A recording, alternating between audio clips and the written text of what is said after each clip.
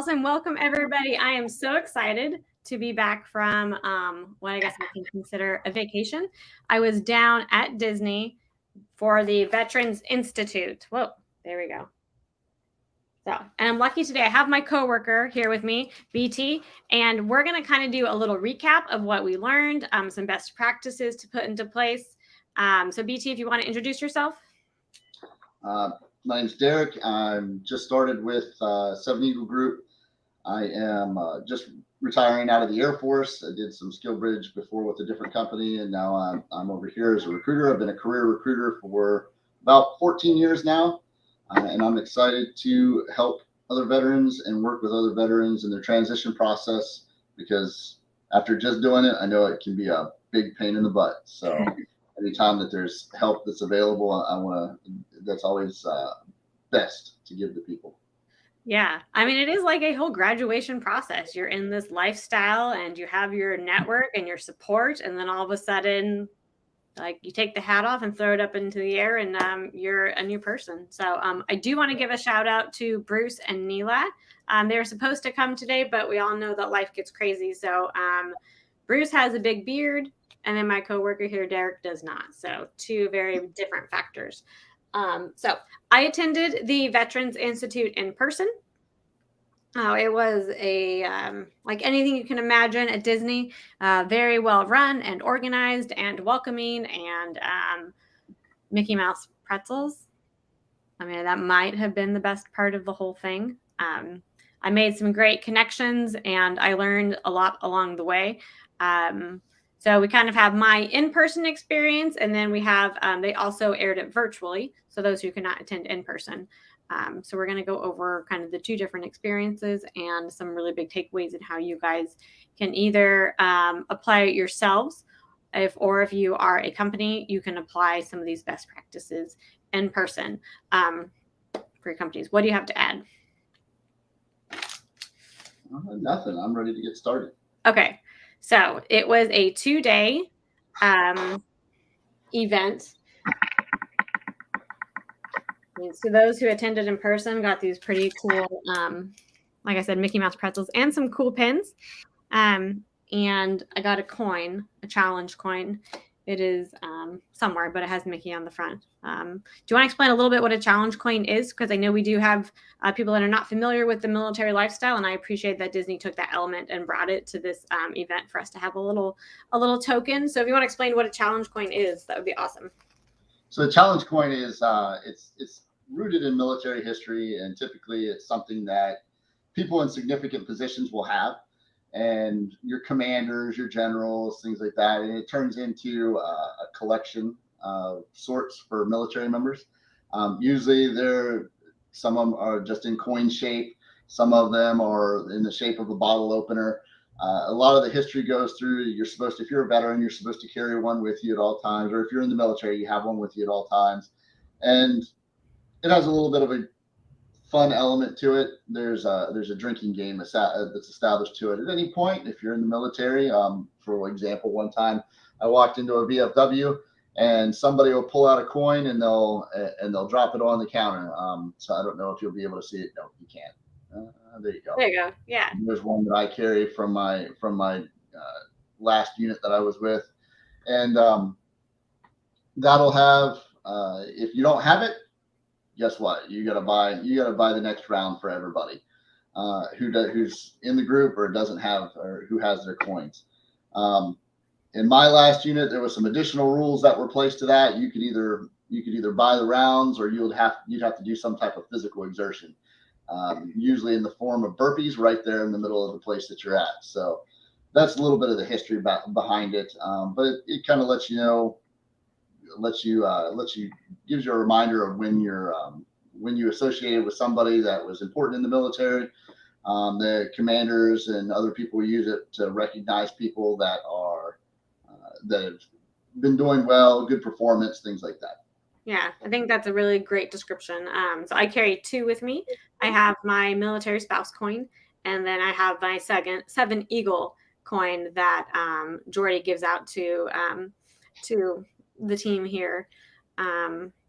And then sometimes when we're out at a social event, I'll carry one for my husband in case he doesn't put one in his dress blues or his tuxedo equivalent, because those aren't the best pockets.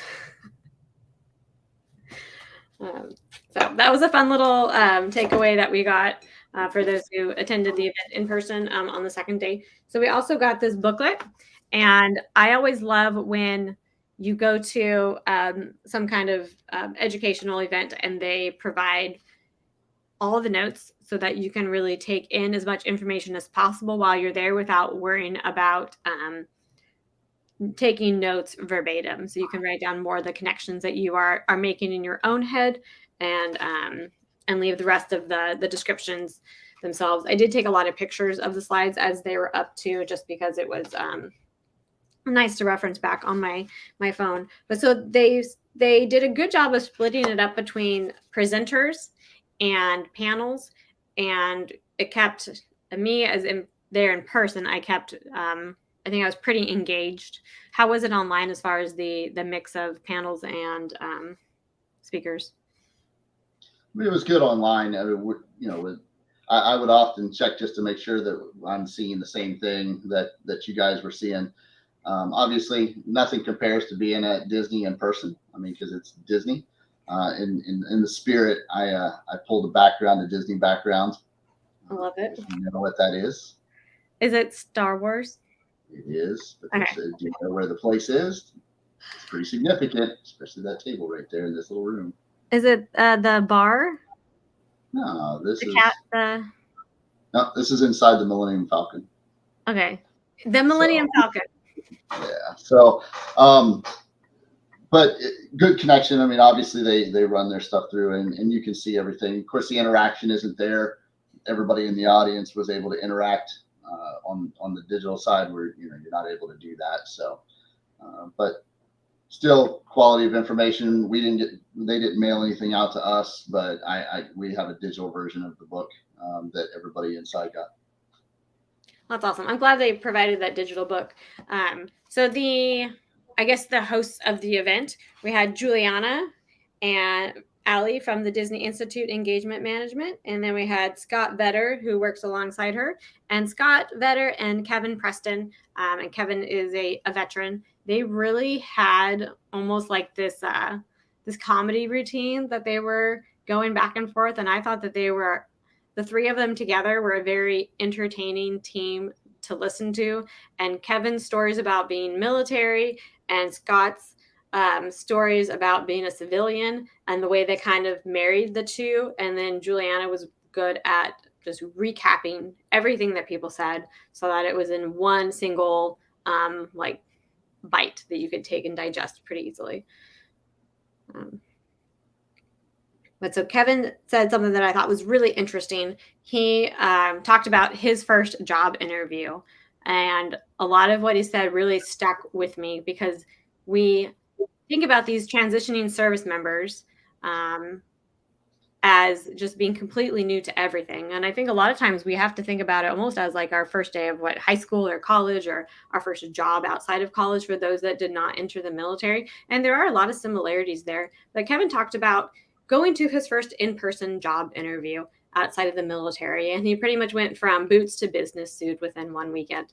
And the differences he encountered, such as he didn't know where to park, how to even open the door, which sounds so simple. But when a door is shut in the military, like in an office, there's a certain way that you open it. Can you kind of talk about kind of the nuances of some of the cultural differences between the military and civilian world? So I think some of the things that we get wrapped up in is if you've been in the military for an entire career, like you left high school and you went straight into the military. I mean, that's essentially all you know. And when you're looking at the way things are done, the customs and courtesies that surround the military, the processes that surround the military, typically there's a process to everything. Hey, there's a chain of command that you follow to get to this point. And although I may not be able to get into if I want to go and talk to the commander, then I should be able to go and talk to the commander. But they all say that there's this open door policy, but We know that in the military, there's a line to get to that. You typically just don't walk through the door. So you follow a process with it. When it comes to the civilian side of things, when you're working in the corporate world, it's a little different. I mean, there's processes that are there that are more open and available to you, and that are to get you to places. But you're not going to walk in and just talk to the CEO typically there either. There's a lot of people in there. There's still a chain of command. It's just different. And when we're talking about interviews and things like that, a military member, the last interview that they did may have been for an awards board or some type of promotion board or something like that. The process is extremely different. You're very structured, rigid, and it's not really about your personality. It's about your technical knowledge of your branch of service, your specific job, or specific things that they give you to study. But in the corporate world, they want to know who you are. Mm-hmm. They want to know, are you going to fit culturally with their company? Because that's a big thing. And if you look across at hiring trends now, people are looking for culture fit. Right. Employees, applicants are looking for culture fit. And so are the companies. So it's a two-way street. They want to make sure that somebody that's coming to work for them is going to fit into their culture and not turn everything upside down. Because if you're not a fit here, you might be someplace else. And that's a key thing to make sure to remember when you're looking at places. And when you're doing your interviews, you need to learn to talk about yourself. Military members don't like to talk about themselves. What are some of your accomplishments?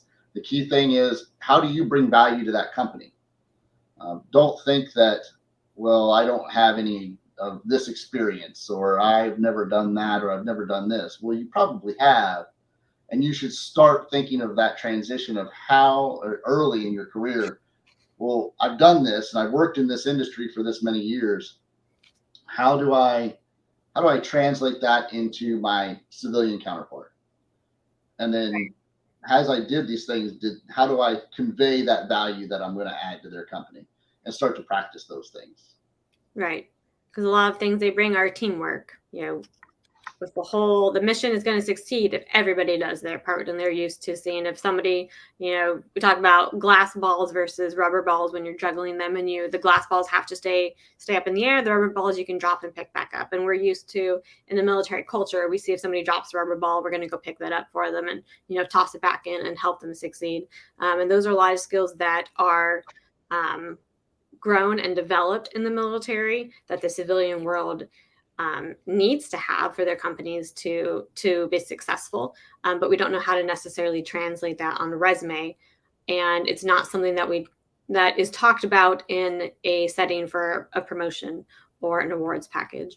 I like how Kevin talked about had a sponsor for his first day, and that sponsor helped him understand the nuances as he was going through the process. When I worked when we were stationed at Ellsworth in South Dakota. Super exciting if you love the outdoors. And I remember people coming into the commander's office, and it was award season package time. And they would all just kind of wait outside the commander's office. And when it was their turn, they would be in their military uniform, their dress uniform, their blues, which is like a business suit. And they would have to do a knock, and they'd have to wait a certain amount of time, and then the first sergeant would come open the door and let them in. So it was a very formal process. So when Kevin got to his first job outside of the military, he wasn't sure, do I knock on the door? Do I open it? What do I do? And he had his sponsor there with him that day that just said, hey, Kevin, it's okay. You just open the door. So something so simple as that. Or he talked about paper towels, how usually when you wash your hands in the bathroom, you use your buddy's shirt. Use the back of his uniform or the back of your own uniform. And here he was in a bathroom that actually had paper towels. And I told my husband that story, and he's like, that is spot on. He's like, my uniform is a great towel. He's like, but paper towels are I would love to be in an office with paper towels.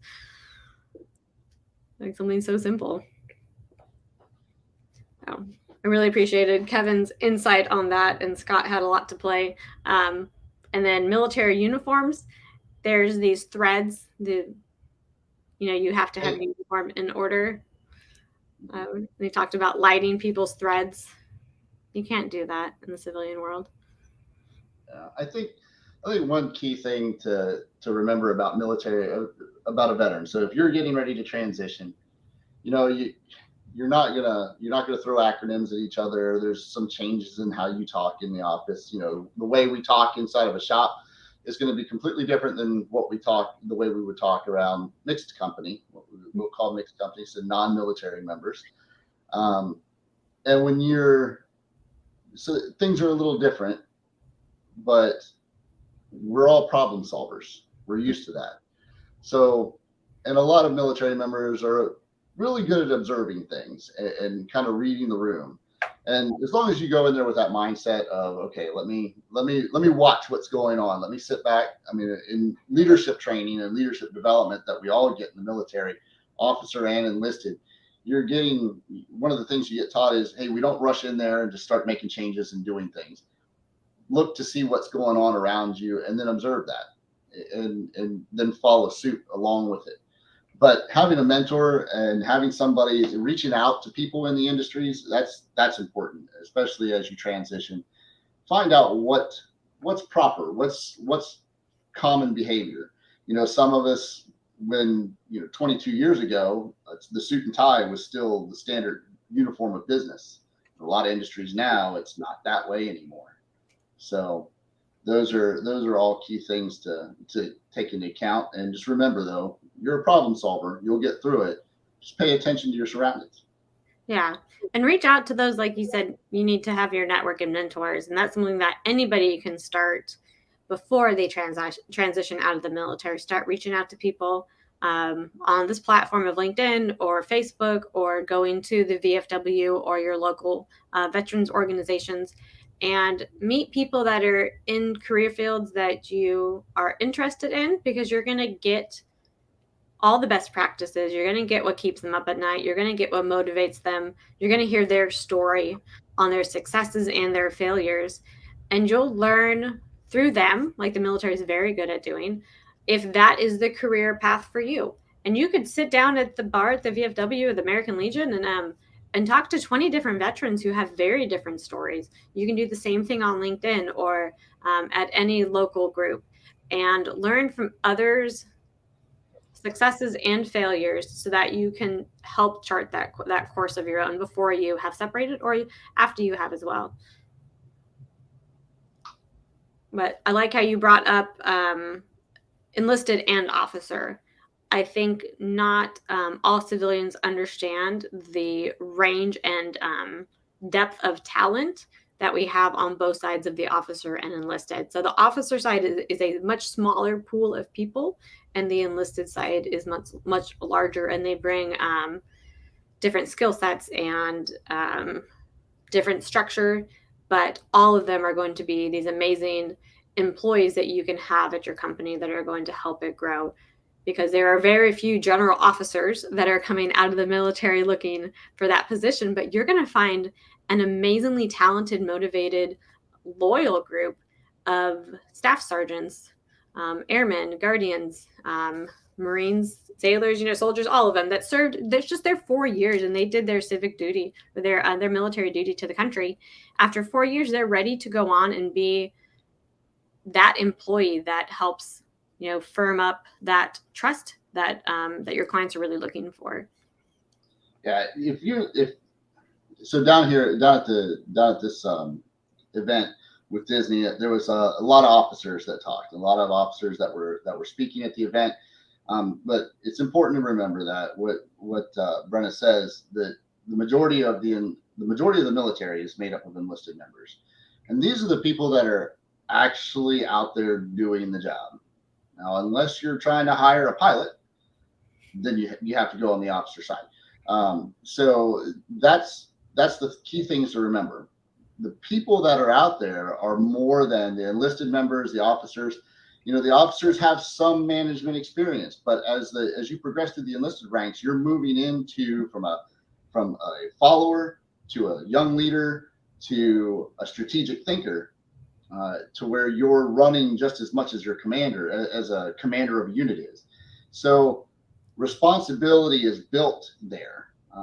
obviously somebody that graduates, that comes in as an officer, they've graduated from a military academy, an ROTC program, or they've graduated from college. They have a little bit more of a life experience as far as entry level life experience, because they spent 4 or 5 extra years in college than somebody that just graduated from high school and went straight into the military. But these are people that are coming out, even if they just do the 4 or 6 years, or they do 8 years or 10 years, that's 4 to however many years of full-time experience working in that industry.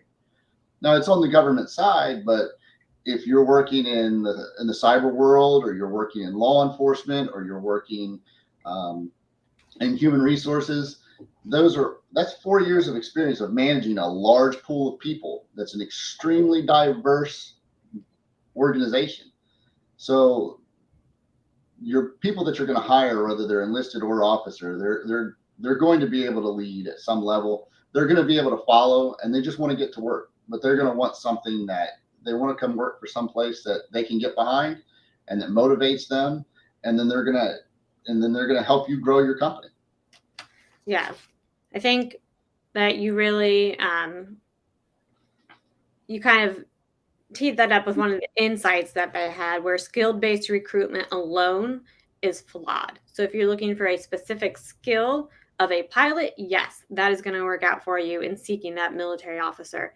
But if you're looking for, you need to understand the depth of knowledge that somebody brings to it.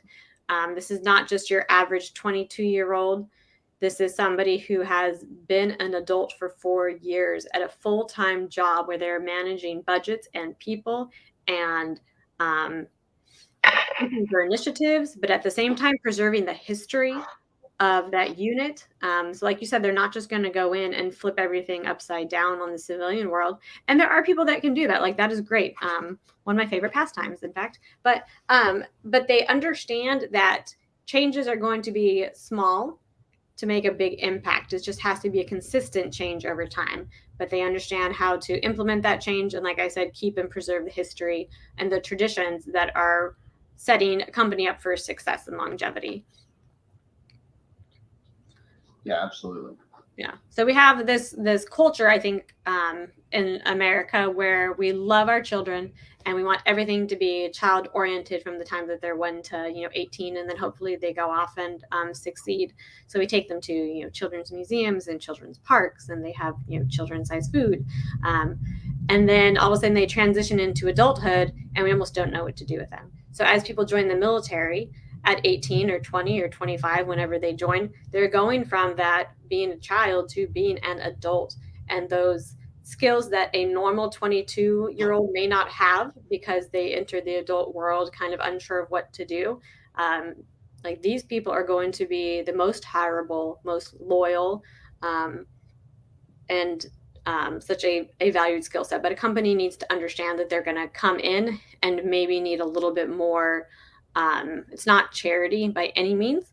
You might just need to work with them and ask them questions. Like, be interested in what they did in the military. Don't be afraid to ask and say, hey, what was your favorite duty station? Or where have you lived? Or what does that acronym mean that you keep using?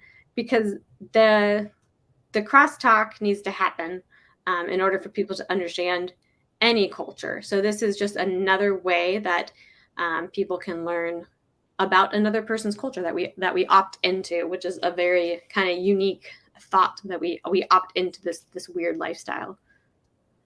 Yeah, I think that's important. Is I think they mentioned during the one of them, I can't remember who said it, but they mentioned how military members will sometimes hide their military service, mm-hmm. or they'll say, I don't want to bring that up, because you never know how somebody's going to look at that. I recently saw a video on YouTube of all these different people, and they were rating their intelligence against each other. And one of them was a Marine, and all these people, they bragged about, I got this degree, I got that degree, and all that. And then they ranked based off of an IQ test that they took. And some of the people that were really braggy ended up being a lot lower. And then that Marine ended up being like the third, one of the top 3 mm-hmm. on the IQ side of it. one of the advantages of the military is that we do move around a little bit, some more than others, but that's different parts of the country, different parts of the world that these people are working in and experiencing life, and they're going to bring that to your business.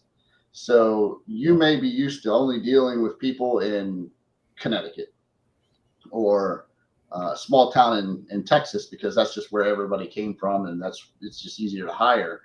By bringing that military member in there, you're bringing in potentially a world of experience. How to deal with these are people that are used to dealing with crisis and that are used to dealing with change and can help be that informal leader inside your unit or inside your organization, and just be a breath of fresh air for you. And then a lot of times though, they may hide that, and it's important to learn about it, because the more you learn and the more you find out about what military members have to offer, and know that, hey, they're not just all knuckle draggers, that they are that they have a lot of things to offer. And the more you learn about it, the more they're going to open up about it, and the more that they're going to feel valued inside of your organization as a military member, as a veteran. And then the opportunity for more veterans to come work for you is greater because word of mouth from them and through our groups, our veteran groups, that are going to spread out and say, hey, this is a great place to work. So yeah, they definitely bring the aspect of loyalty. But yeah, so some people do move around a lot more than others, but there's all that training that you guys go to around the world, so you are picking up different awareness of cultures, some really good recipes. I think military families have the best potlucks ever because we've lived and we gather those recipes. So as a military spouse, I was talking to my friend Joe about this morning. What companies? is that the sound of freedom in the background? Is that what that is? Oh yeah, can you hear it? So that's the J stars. So Yeah. we're in Georgia. So it's a very loud aircraft. It's a 707. Yes, so that's the sound of freedom, which is obviously a joke that we like to make when there are very loud aircraft flying around. So like I said, so I was talking to my friend Joe about what companies can do to help facilitate meaningful employment for military spouses. And I appreciate that the panel at the Veterans Institute did include military spouses, because so often we are, it's a lifestyle for us. So my husband's been in for 17 years and we've moved, I think this next move will be, I think we moved 7 or 8 times. So we've moved quite a bit more than the average.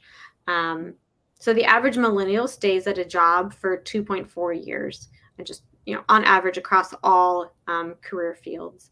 The average military family is stationed at a post or a base for 3 to 4 years. So by taking that chance on a military spouse, we're not going to leave sooner in most cases than our civilian counterparts. If anything, we're going to stay longer, and you have a date of when we are going to leave. And we are very good at finding our own replacements within our social network. Military spouses are more highly educated than their civilian counterparts, but yet on average, so 50% of military spouses that are employed are making less than $30,000, but that has nothing to do with our credentials or our education or our experience.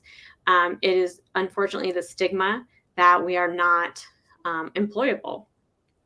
So I hope to see that change. I think sometimes we do need employers to meet us a little bit halfway. Like I know here at Seven Eagle, Jordy is very aware of the fact that my husband is active duty and that we have 4 children. And so he allows me to set my hours because we're a virtual company. So my core hours are between 9 and 3. We all know that I work a lot outside of those hours to get the job done. But Jordy understands our lifestyle, and he knows that in order to meet the needs of my family, on most days I take my kids to school and I drop them off. But what are some other things that you think a company can do when working with military spouses and veterans to make sure that it's a good fit? Well, so I think an advantage here is, so spouses have a unique position in the military, and a lot of people, I'll see on LinkedIn a lot, and I'll see on different things where why are these spouses putting military spouse in their job titles or up on in their headlines on LinkedIn, on their profiles and things like that. So something to understand about a military spouse is that they are essentially a planner, whatever degrees and whatever certifications that they have for their civilian credentials. They're a planner. They're running a family. They're a taxi driver. They're everything that there is that you could think of that they're running.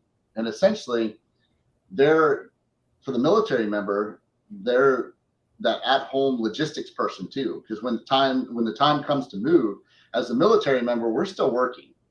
Mm-hmm. It's kind of funny how they say, well, you got to take care of this and that and the other. Well, a lot of times that's the spouse that's taking care of calling TMO or the transportation office to get household goods moved, or getting quotes for this, or searching for somebody or for the next place to live, because the military member is busy. They're still working. When it comes to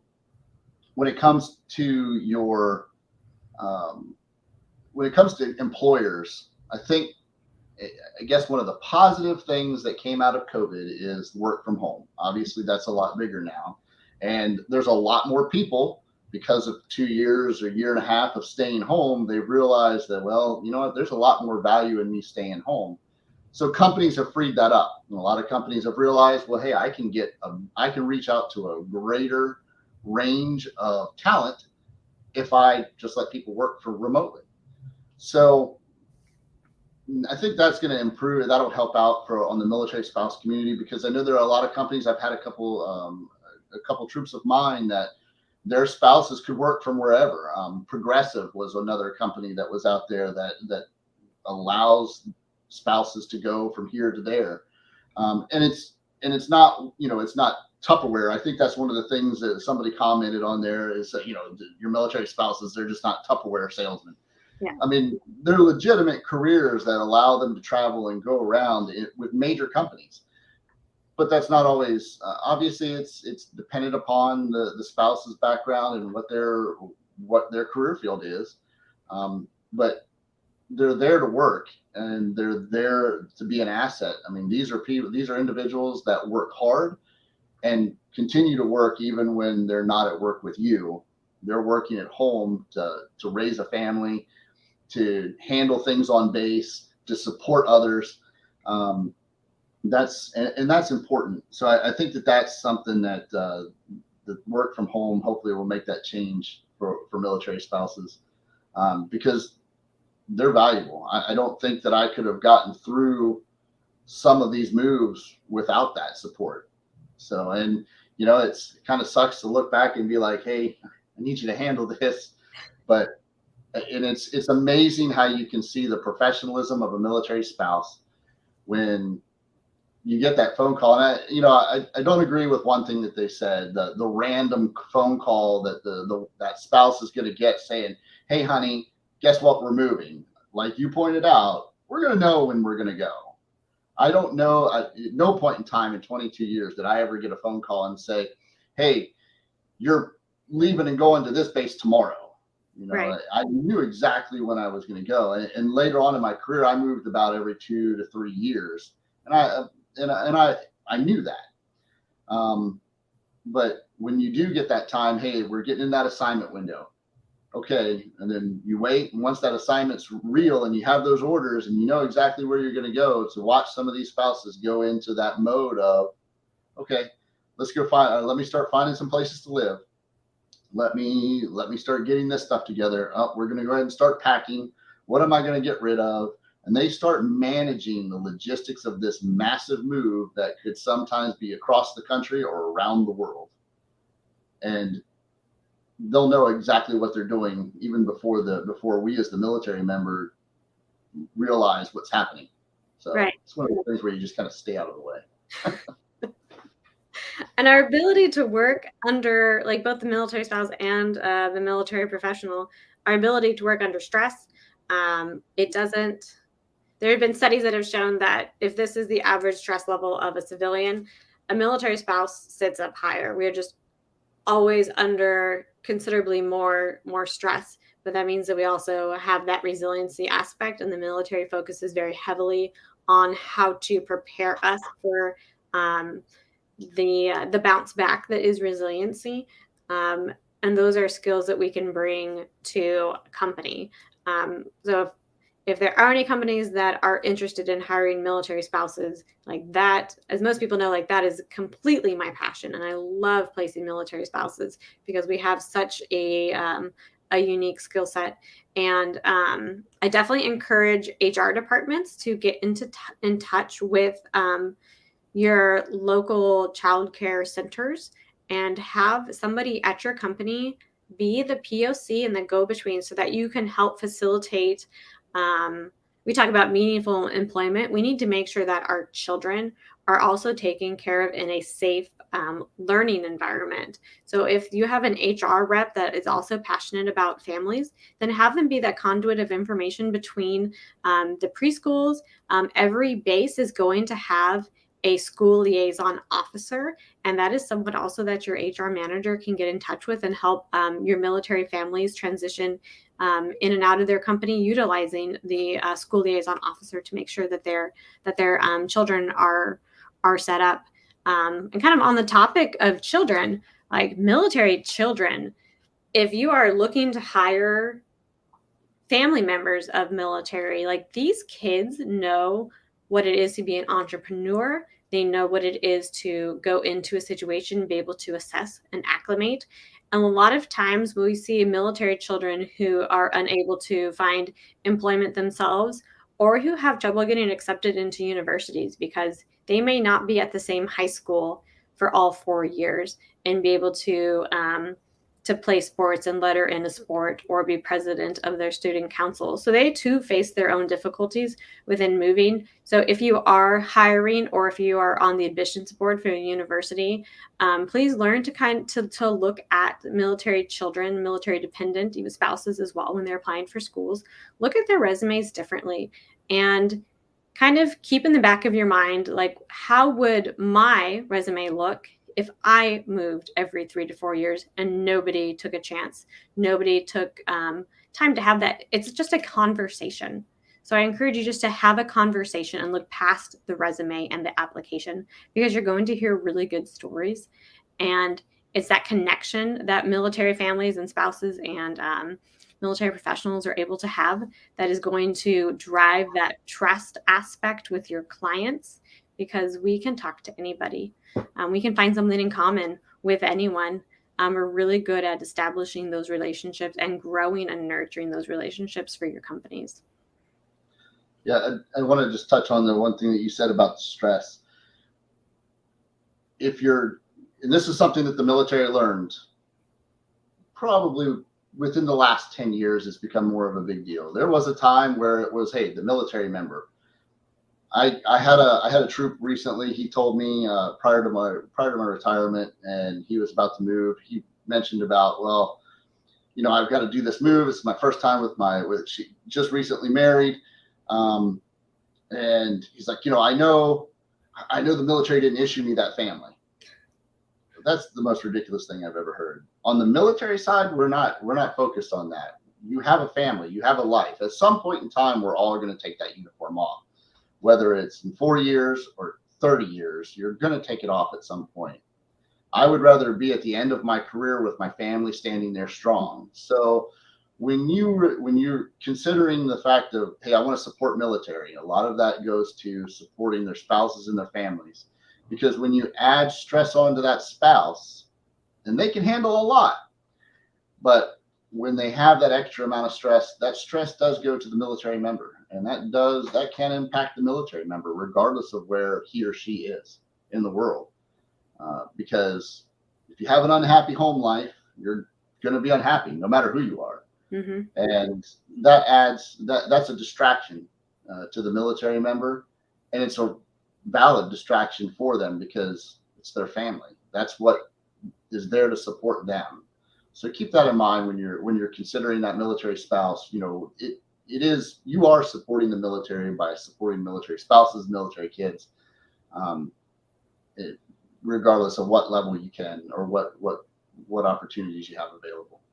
Yeah. And a lot of times there are, let's touch on this really quickly. There are families that are dual military, like you and your wife. You guys both served, and that faces their own challenges, especially with retirement and trying to figure out where you guys are going to seek meaningful employment later.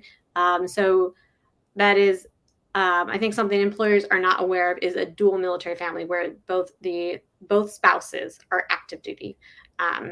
So thank you for your wife for her service. Hi, Vanessa. Shout out. But definitely something to keep in mind. Female veterans, make sure to ask their stories and learn more about their skill sets. Everybody is very unique in what they have learned, and I appreciate being able to kind of tell the stories of our military veterans and families, and helping them find meaningful employment.